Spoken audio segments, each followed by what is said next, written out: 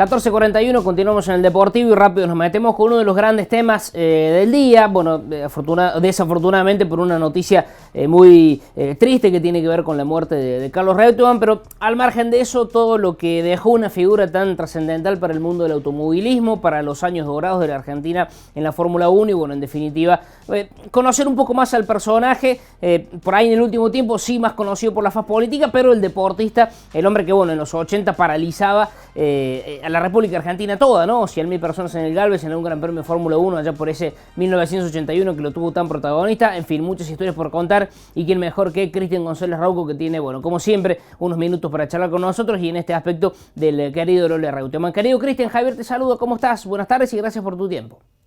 ¿Cómo te va, Javier? Muy buenas tardes para vos, para todos los que nos están acompañando en esta tarde y la verdad que sí, para todos los que queremos el automovilismo y amamos la Fórmula 1, ha sido una noticia muy dura la de estas últimas horas, ¿no? Imaginamos. ¿Qué tenés para decir, Cristian, lo primero del Carlos Reutemann piloto? Primero que, bueno, así como ha sido una persona especial, ha sido un piloto especial y hoy no es poca cosa que con esta desagradable noticia de su fallecimiento, muchos de los equipos actuales de la Fórmula 1, la mayoría de los integrantes de los equipos actuales no lo han conocido, ¿no? Tal vez en alguna visita a los boxes hace algún tiempo, pero todos han recordado a Reutemann y hemos visto incluso en las redes sociales también a pilotos de la talla, por ejemplo, de Mario Andretti, destacando las virtudes que él tenía como piloto. Y algo que no descubrimos ahora, ¿no?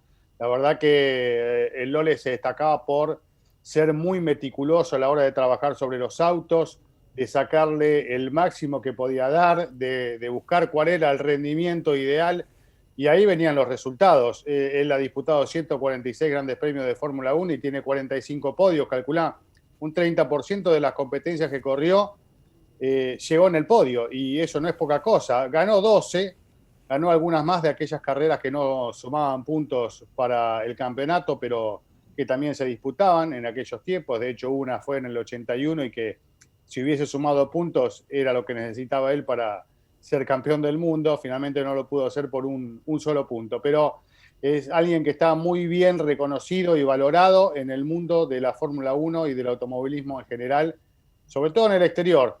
Más que en la Argentina. En Argentina lo reconocemos aquellos que estamos más metidos en el tema, ¿no? Viendo por ahí las estadísticas y la cronología, es como que podía haber habido más Reutemann en Fórmula 1, pero siendo también que la dejó en una avanzada edad, cosa que no parece ahora eso, ¿no? Son todos pilotos mucho más jóvenes. ¿Había más Reutemann en Fórmula 1 cuando se retira?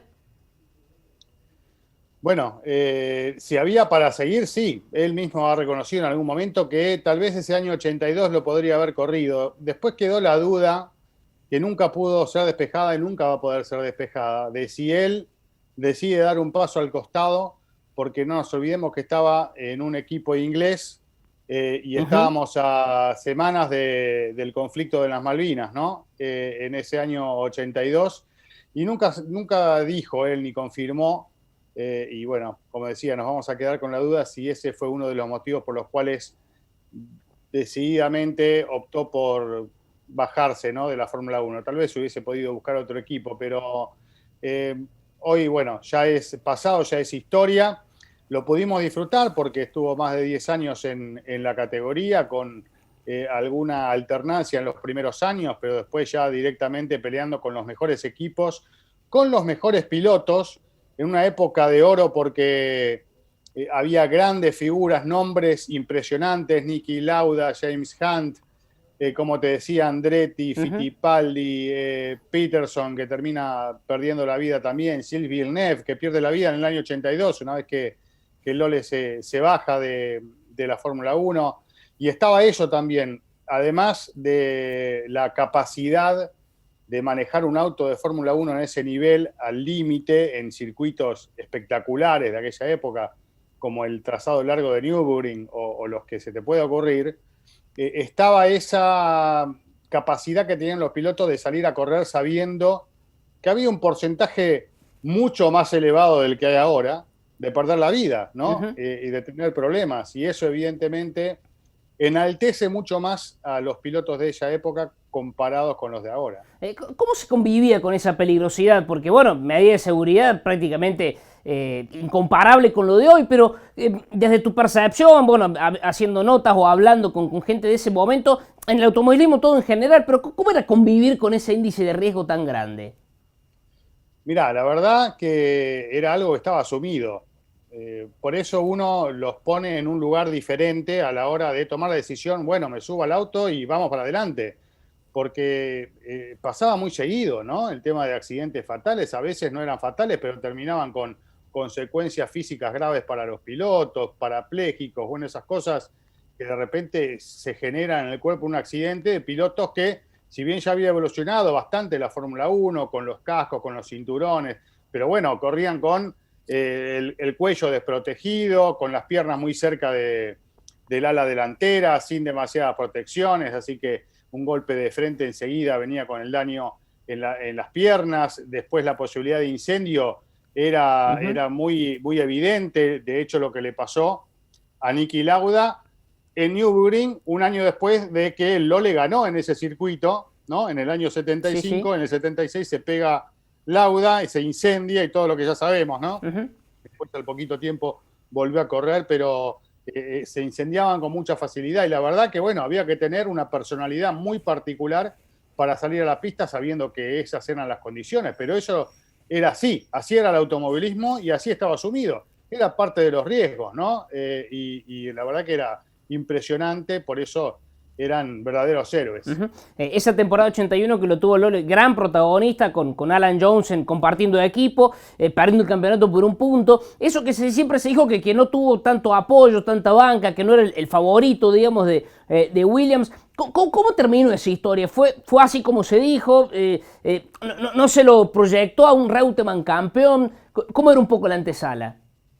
Bueno, en principio sí, el uno del equipo era Alan Jones, de hecho había logrado el título en el año anterior y de esa manera ingresa el Lohle también al equipo en el 80 y en el 81 estaba dando vuelta a toda esa cuestión, había una cláusula en el contrato que, bueno, uno se enteró mucho tiempo después cuando la hizo pública el propio Reutemann de que esa cláusula de los 7 segundos, Reutemann podía ganar siempre y cuando estuviese adelante de Jones por más de 7 segundos. Si estaba menos de 7 segundos, tenía que cederle la posición. Eran todas esas cuestiones que se hablaban en la interna del equipo. Y claro, vino ese Gran Premio de Brasil en el que llovía, aparece el famoso cartel Jones-Reutemann, porque venía adelante de Reutemann y Jones venía atrás, la indicación para que lo deje pasar al australiano.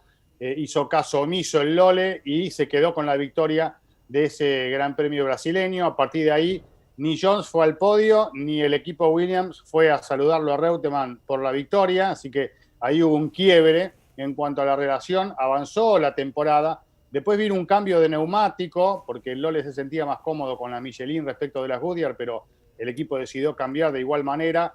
Ahí perdió la posibilidad de sumar más puntos sobre el último tramo del campeonato el argentino y después vino el desenlace en Las Vegas, ese gran premio en el que hace la pole, Reutemann tienen que cambiarle el auto, después Jones finalmente se termina quedando con la carrera y el Lohle en la final, en el gran premio, tiene un auto que se arrastraba, que la verdad que no andaba bien, iba perdiendo tiempo de manera permanente con el paso de las vueltas y de hecho llega un momento en el que Nelson Piquet lo supera, ahí la caballerosidad del Lohle porque lo podía haber tocado, si se enganchaban era campeón Reutemann y punto, ¿no? Pero bueno, lo dejó entrar, cambió la situación en el campeonato y el Lohle por un punto se quedó con la gana de gritar campeón. Pero, como digo, para nosotros es el verdadero campeón, ¿no? A pesar de, o el campeón sin corona, como lo quieran llamar, por todo lo que ha dado la Argentina, las alegrías que ha generado aquí y lo que hizo crecer el automovilismo. Hizo cambiar el horario de un Boca River,